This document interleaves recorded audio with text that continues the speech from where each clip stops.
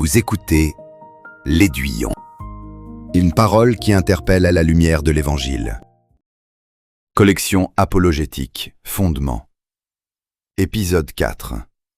20 siècles de copies, le texte tient. Celle-là aussi, vous l'avez sans doute déjà entendue. Les évangiles ont été copiés et recopiés pendant des siècles.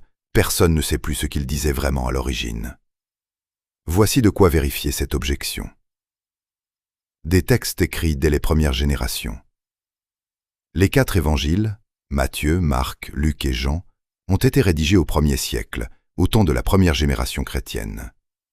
Jean est généralement considéré comme le plus tardif.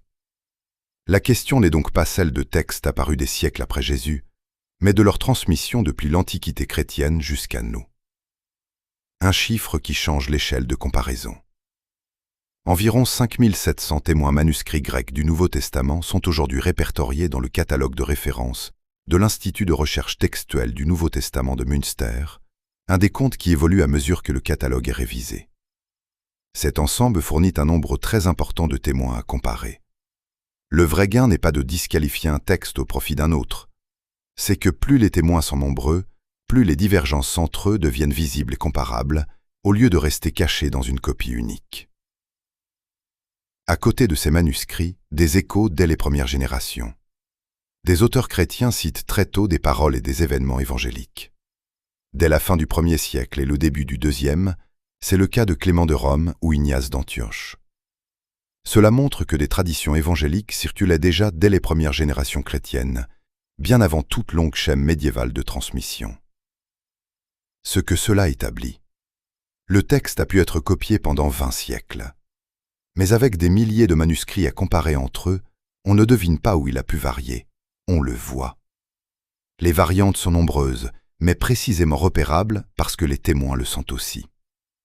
Beaucoup sont mineures, certaines le sont moins. Elles permettent de discuter certains passages. Elles ne suffisent pas à expliquer l'ensemble du portrait de Jésus comme le produit tardif de la transmission manuscrite. Le texte évangélique nous est parvenu avec une remarquable stabilité d'ensemble. Reste la question qui décide de tout. Tout cela peut être vrai. L'homme a existé. Il a tenu ses propos extraordinaires. Les traditions à son sujet sont attestées dès les premières générations chrétiennes. Reste l'objection principale. Les morts ne ressuscitent pas. Ce sera l'objet du dernier article de ce chapitre. Les sources de cet article sont disponibles sur l'aiguillon.org. Vous venez d'écouter L'Aiguillon. Retrouvez cet article et d'autres publications sur l'aiguillon.org. À bientôt pour un nouvel épisode.